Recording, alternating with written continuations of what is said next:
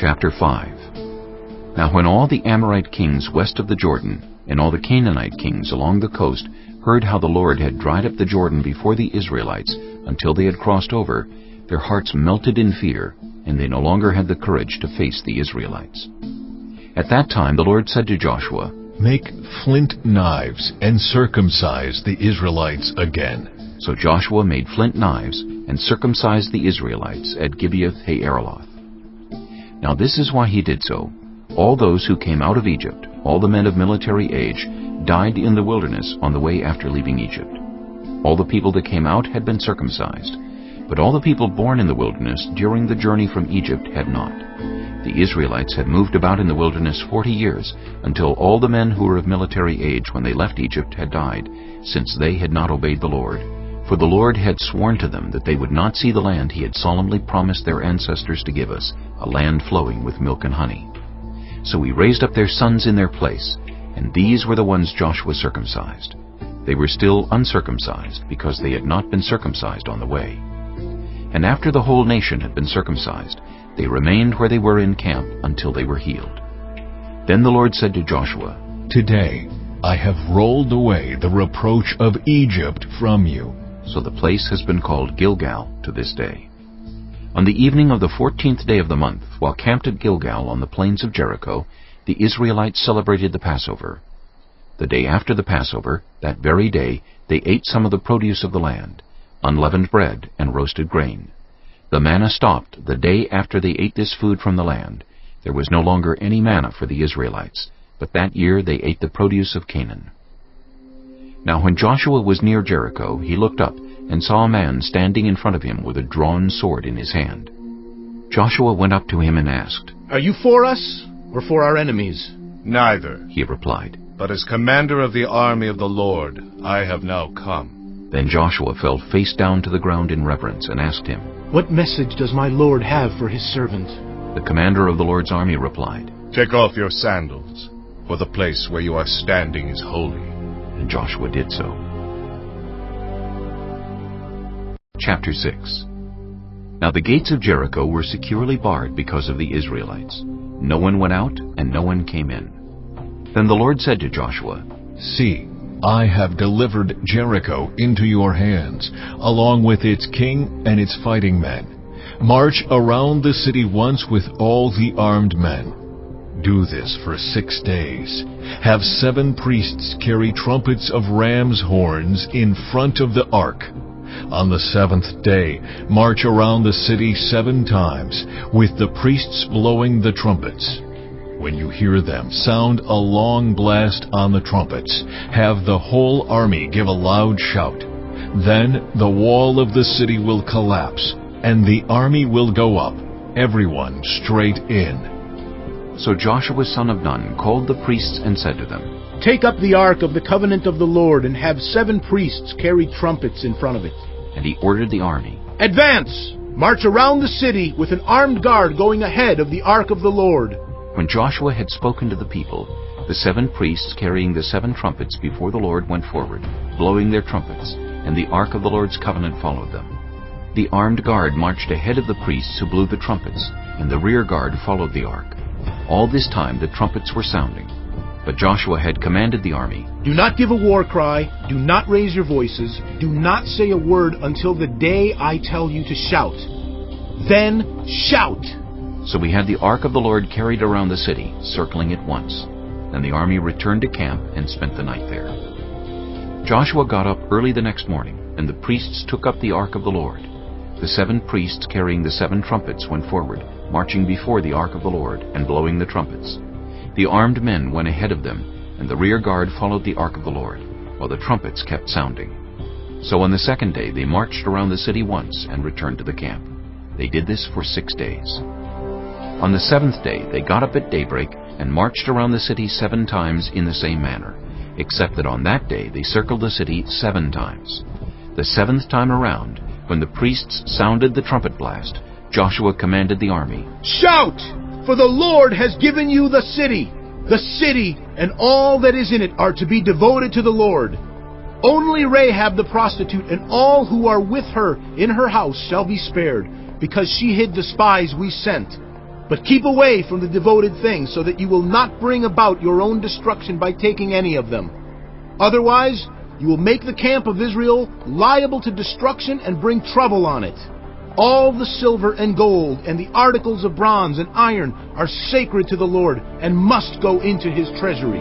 When the trumpet sounded, the army shouted, and at the sound of the trumpet, when the men gave a loud shout, the wall collapsed. So everyone charged straight in, and they took the city. They devoted the city to the Lord, and destroyed with the sword every living thing in it, men and women, young and old, cattle, sheep, and donkeys. Joshua said to the 2 men who had spied out the land, Go into the prostitute's house and bring her out and all who belong to her, in accordance with your oath to her. So the young men who had done the spying went in and brought out Rahab, her father and mother, her brothers and sisters, and all who belonged to her. They brought out her entire family and put them in a place outside the camp of Israel. Then they burned the whole city and everything in it, but they put the silver and gold and the articles of bronze and iron into the treasury of the Lord's house. But Joshua spared Rahab the prostitute, with her family and all who belonged to her, because she hid the men Joshua had sent as spies to Jericho, and she lives among the Israelites to this day. At that time Joshua pronounced this solemn oath, Cursed before the Lord is the one who undertakes to rebuild this city, Jericho. At the cost of his firstborn son, he will lay its foundations. At the cost of his youngest, he will set up its gates. So the Lord was with Joshua, and his fame spread throughout the land. Chapter 7. But the Israelites were unfaithful in regard to the devoted things. Achan, son of Carmi, the son of Zimri, the son of Zerah, of the tribe of Judah, took some of them. So the Lord's anger burned against Israel. Now Joshua sent men from Jericho to Ai, which is near Beth-aven to the east of Bethel, and told them, Go up and spy out the region. So the men went up and spied out Ai. When they returned to Joshua, they said, Not all the army will have to go up against Ai. Send 2,000 or 3,000 men to take it, and do not weary the whole army, for only a few people live there. So about 3,000 went up, but they were routed by the men of Ai, who killed about 36 of them. They chased the Israelites from the city gate as far as the stone quarries, and struck them down on the slopes. At this the hearts of the people melted in fear and became like water. Then Joshua tore his clothes and fell face down to the ground before the ark of the Lord, remaining there till evening. The elders of Israel did the same, and sprinkled dust on their heads. And Joshua said, Alas, sovereign Lord, why did you ever bring this people across the Jordan to deliver us into the hands of the Amorites to destroy us? If only we had been content to stay on the other side of the Jordan. Pardon your servant, Lord. What can I say, now that Israel has been routed by its enemies?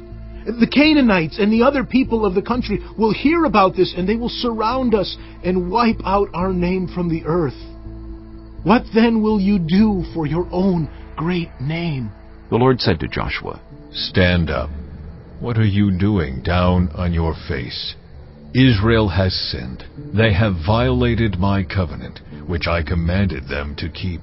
They have taken some of the devoted things. They have stolen. They have lied.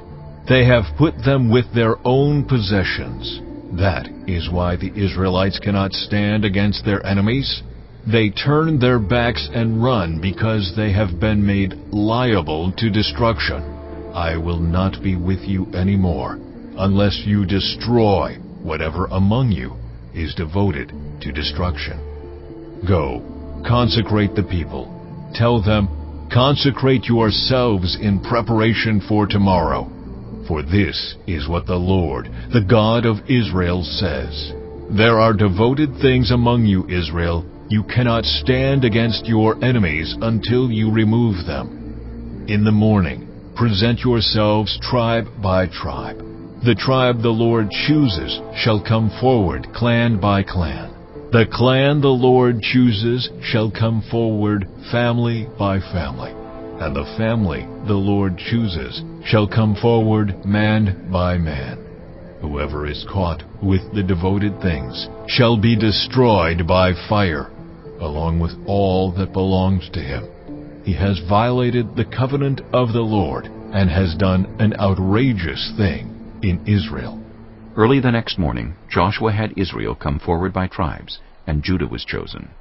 The clans of Judah came forward, and the Zerahites were chosen. He had the clan of the Zerahites come forward by families, and Zimri was chosen. Joshua had his family come forward man by man, and Achan, son of Carmi, the son of Zimri, the son of Zerah, of the tribe of Judah, was chosen. Then Joshua said to Achan, My son, give glory to the Lord, the God of Israel, and honor him. Tell me what you have done. Do not hide it from me. Achan replied, It is true. I have sinned against the Lord, the God of Israel. This is what I have done. When I saw in the plunder a beautiful robe from Babylonia, 200 shekels of silver and a bar of gold weighing 50 shekels, I coveted them and took them. They are hidden in the ground inside my tent with the silver underneath. So Joshua sent messengers, and they ran to the tent, and there it was, hidden in his tent with the silver underneath. They took the things from the tent, brought them to Joshua and all the Israelites, and spread them out before the Lord. Then Joshua, together with all Israel, took Achan son of Zerah, the silver, the robe, the gold bar, his sons and daughters, his cattle, donkeys, and sheep, his tent, and all that he had to the valley of Achor. Joshua said, Why have you brought this trouble on us? The Lord will bring trouble on you today. Then all Israel stoned him, and after they had stoned the rest, they burned them. Over Achan they heaped up a large pile of rocks, which remains to this day. Then the Lord turned from his fierce anger. Therefore that place has been called the Valley of Achor ever since. Chapter 8. Then the Lord said to Joshua, Do not be afraid. Do not be discouraged. Take the whole army with you, and go up and attack Ai. For I have delivered into your hands the king of Ai, his people, his city, and his land. You shall do to Ai and its king as you did to Jericho and its king, except that you may carry off their plunder and livestock for yourselves. Set an ambush behind the city. So Joshua and the whole army moved out to attack Ai. He chose 30,000 of his best fighting men and sent them out at night with these orders. Listen carefully. You are to set an ambush behind the city. Don't go very far from it. All of you be on the alert. I and all those with me will advance on the city. And when the men come out against us, as they did before, we will flee from them. They will pursue us until we have lured them away from the city, for they will say, They are running away from us as they did before. So when we flee from them, you are to rise up from ambush and take the city. The Lord your God will give it into your hand. When you have taken the city, set it on fire. Do what the Lord has commanded. See to it. You have my orders. Then Joshua sent them off, and they went to the place of ambush and lay in wait between Bethel and Ai, to the west of Ai. But Joshua spent that night with the people. Early the next morning Joshua mustered his army, and he and the leaders of Israel marched before them to Ai. The entire force that was with him marched up and approached the city and arrived in front of it. They set up camp north of Ai, with the valley between them and the city. Joshua had taken about 5,000 men and set them in ambush between Bethel and Ai, to the west of the city. So the soldiers took up their positions, with the main camp to the north of the city, and the ambush to the west of it. That night Joshua went into the valley. When the king of Ai saw this, he and all the men of the city hurried out early in the morning to meet Israel in battle at a certain place overlooking the Arabah. But he did not know that an ambush had been set against him behind the city. Joshua and all Israel let themselves be driven back before them, and they fled toward the wilderness. All the men of Ai were called to pursue them, and they pursued Joshua and were lured away from the city. Not a man remained in Ai or Bethel who did not go after Israel. They left the city open and went in pursuit of Israel. Then the Lord said to Joshua, Hold out toward Ai the javelin that is in your hand, for into your hand I will deliver the city. So Joshua held out toward the city the javelin that was in his hand. As soon as he did this, the men in the ambush rose quickly from their position and rushed forward. They entered the city and captured it, and quickly set it on fire. The men of Ai looked back and saw the smoke of the city rising up into the sky, but they had no chance to escape in any direction. The Israelites who had been fleeing toward the wilderness had turned back against their pursuers. For when Joshua and all Israel saw that the ambush had taken the city, and that smoke was going up from it, they turned around and attacked the men of Ai. Those in the ambush also came out of the city against them, so that they were caught in the middle, with Israelites on both sides.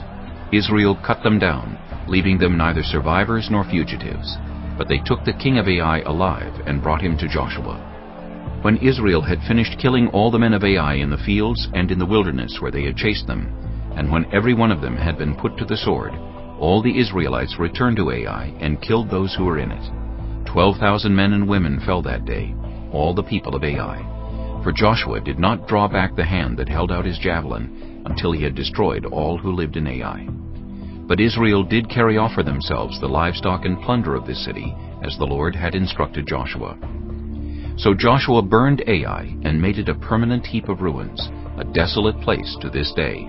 He impaled the body of the king of Ai on a pole and left it there until evening.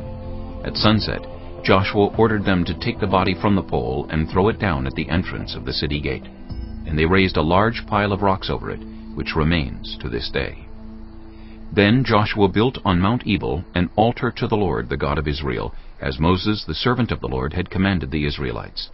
He built it according to what is written in the book of the law of Moses, an altar of uncut stones, on which no iron tool had been used. On it they offered to the Lord burnt offerings and sacrificed fellowship offerings. There, in the presence of the Israelites, Joshua wrote on stones a copy of the law of Moses. All the Israelites, with their elders, officials, and judges, were standing on both sides of the ark of the covenant of the Lord, facing the Levitical priests who carried it. Both the foreigners living among them and the native-born were there. Half of the people stood in front of Mount Gerizim, and half of them in front of Mount Ebal, as Moses, the servant of the Lord, had formerly commanded when he gave instructions to bless the people of Israel. Afterward, Joshua read all the words of the law, the blessings and the curses, just as it is written in the book of the law. There was not a word of all that Moses had commanded that Joshua did not read to the whole assembly of Israel, including the women and children, and the foreigners who lived among them.